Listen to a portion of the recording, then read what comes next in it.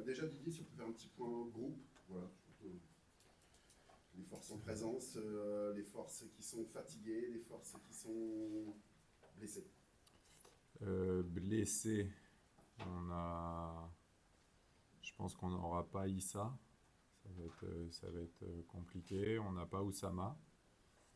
Après, on a Élysée, c'est une blessure longue durée, donc je pense pas qu'on ait besoin à chaque fois. Et après, on a eu une petite alerte avec Aruna. On fera un point demain, mais j'espère que c'est pas méchant. D'accord.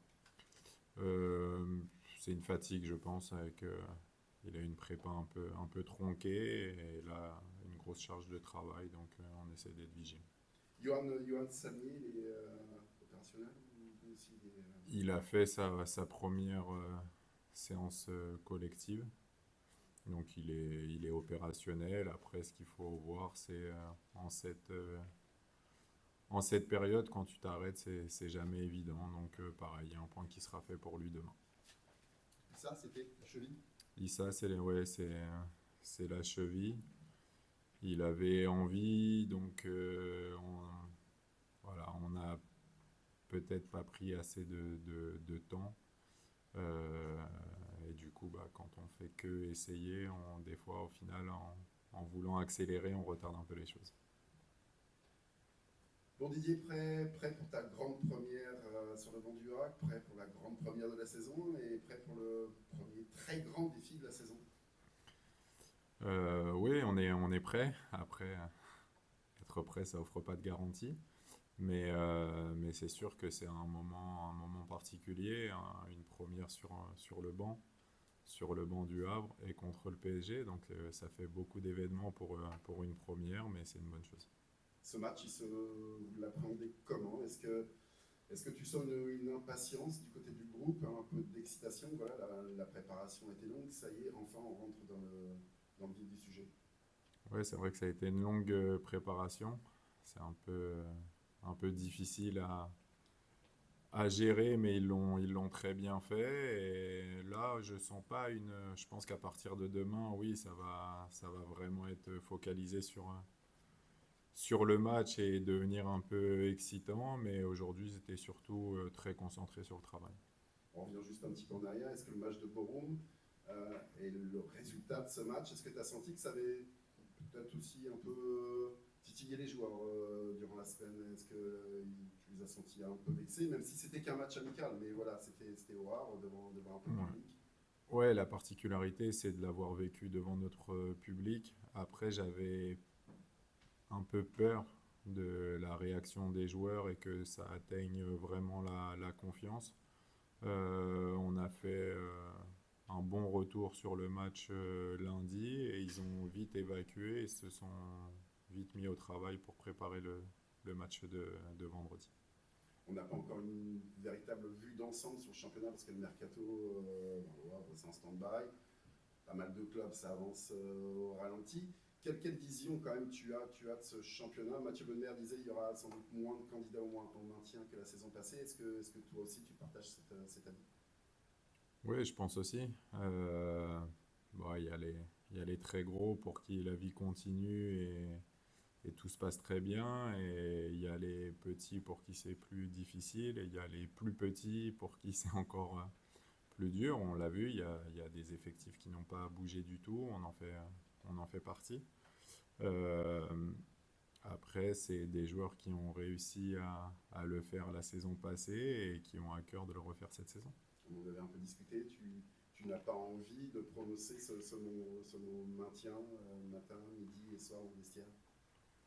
Non, j'ai pas envie parce que pour moi c'est naturel.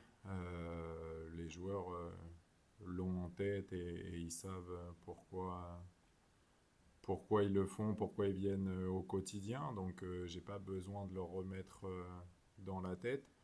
Ce que je veux surtout, c'est que cet effectif, voilà, ils l'atteignent, mais voilà, sans se fixer de limites et surtout qui progresse, que ce soit un groupe qui progresse et qui devienne de plus en plus fort.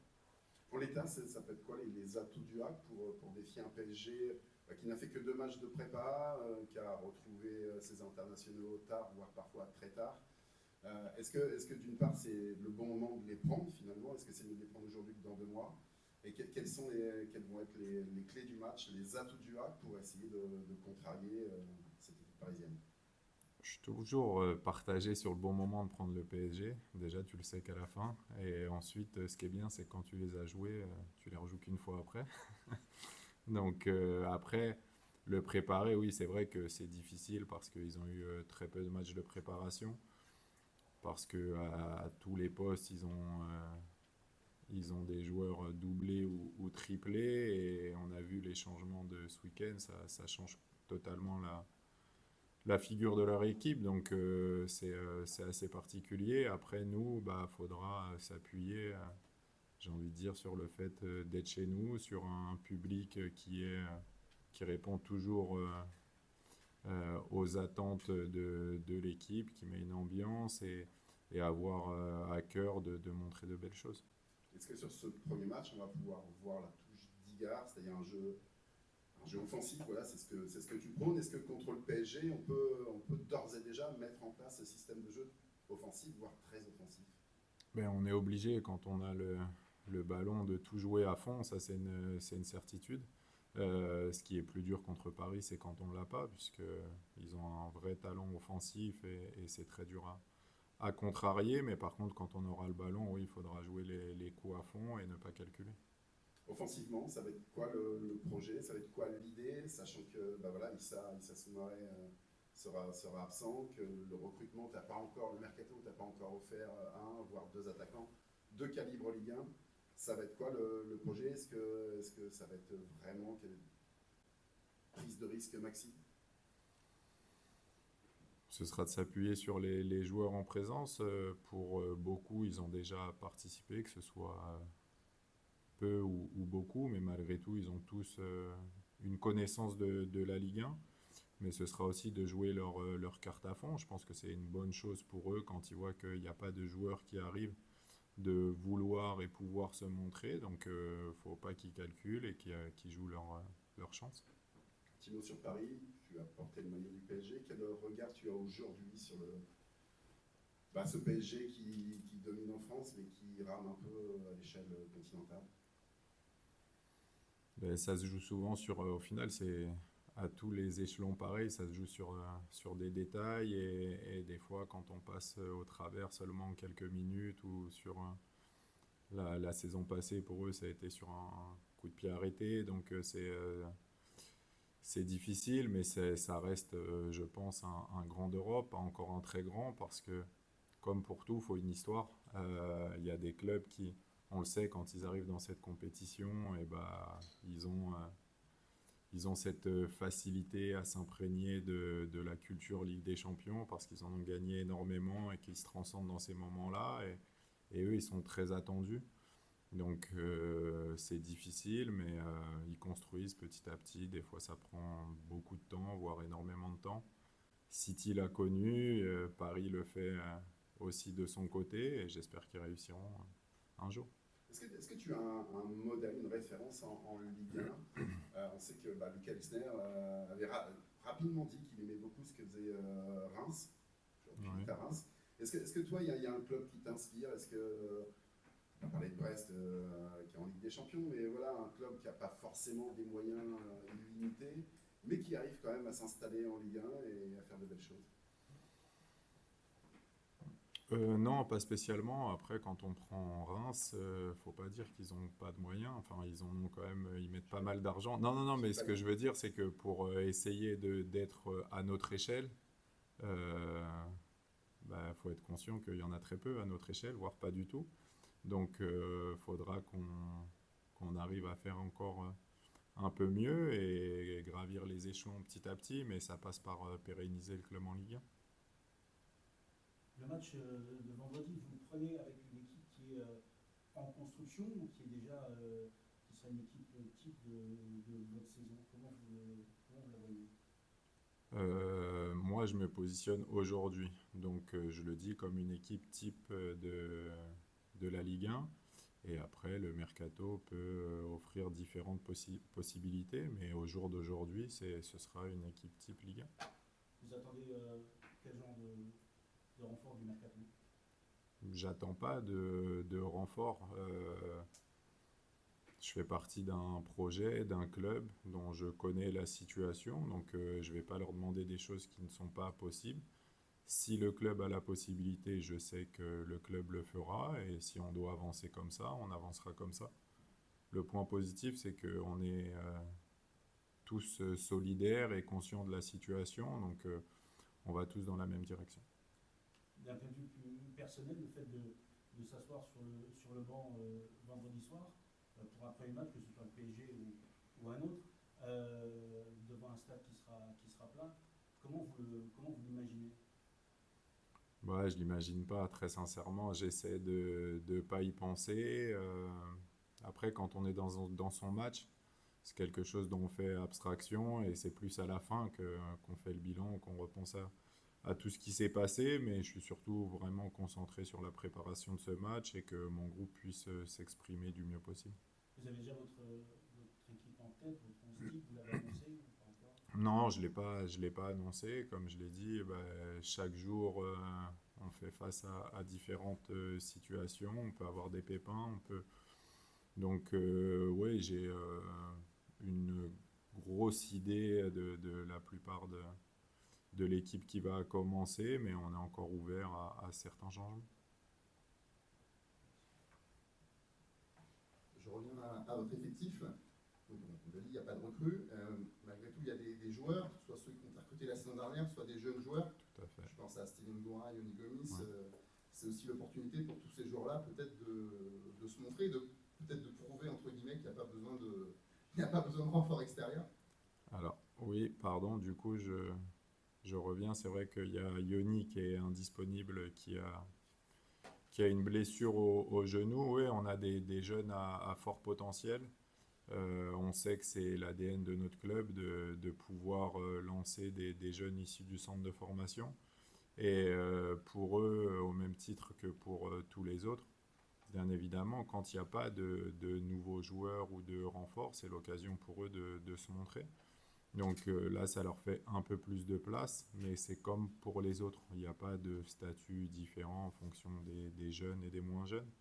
C'est vraiment tous ceux qui ont l'opportunité de se montrer, qui jouent leur carte à fond. Le fait que vous ayez quand même un groupe assez étoffé en quantité, je parle, vous le voyez plutôt comme une bonne chose ou vous aimeriez que le groupe se restreigne en quantité pour pouvoir travailler la semaine notamment? Ouais, je trouve que c'est un petit peu difficile pour créer une cohésion de groupe parce que il y a une vérité, c'est que quand on a autant de joueurs, c'est difficile de s'appuyer sur tout le monde et ceux qui peuvent se sentir un petit peu de côté, ça peut créer une frustration, mais ça c'est tout à fait normal, on peut ni leur en vouloir, il y a aucun souci avec ça, donc si on pouvait le restreindre, ce serait une bonne chose. Mais comme je l'ai dit, ils sont là, ils font partie de ce groupe, tous ces joueurs, et s'ils doivent avoir l'opportunité de jouer, on leur donnera. Et on s'occupe de tout le monde de la même manière. C'est bon, merci beaucoup. Non. The last ou pas d'ailleurs. J'ose dire, juste pour savoir, est-ce que tu penses que le PSG va jouer d'une façon radicalement différente par rapport à la saison dernière? Ils ont perdu Mbappé, il y avait un joueur qui avec un jeu qui pensait vraiment à gauche et qui marquait beaucoup de buts. On sait que Enrique n'était pas forcément fan du profil, qui aimerait avoir un jeu qui penche plutôt sur les deux ailes. Et Mbappé non plus ne faisait pas les efforts défensifs. Est-ce que tu penses que du coup tu vas avoir un PSG avec vraiment un autre visage que la saison dernière? Je pense qu'il continuera, oui, à mettre sa patte sur l'équipe et vouloir créer une identité qui lui correspond et qu'il aime. Par contre, je ne suis pas du tout dans sa tête, mais vu l'effectif qu'il a, je pense qu'il trouvera une solution pour avoir une équipe qui lui ressemble. Mais du coup, c'est pas trop difficile pour toi de préparer. Oui, il n'y a que 2 matchs de préparation, tu ne peux pas vraiment savoir ce qu'ils vont travailler. Non, sincèrement, c'est un match très compliqué à préparer pour nous parce qu'ils ont une préparation vraiment particulière. J'avais jamais connu ça. Après, il sait que le championnat sera long, que leurs objectifs arrive souvent en seconde partie de saison. Donc il a privilégié le repos et que les mecs puissent avoir l'esprit tranquille pour attaquer une grosse saison. Mais c'est pour ça qu'on a aussi travaillé sur nous pour essayer d'avoir quelques certitudes de notre côté et de ne pas tout miser sur ce que peut nous proposer l'adversaire. Didier, un dernier petit mot sur Daler Kouziev, qui est quand même l'un des joueurs au CV Oui. assez épais au sein de cet effectif. Est-ce que tu le sens prêt à devenir l'un des leaders techniques de ce groupe? La saison dernière, on l'a vu faire un bon début et puis après enchaîner quand même des matchs parfois moyens, voire trop moyens par rapport à son statut. Est-ce que tu le sens prêt, après une année d'expérience en France en Ligue 1, prêt à franchir un nouveau cap? Ou un cap, en tout cas. Prêt à franchir un cap, ça je l'espère fortement.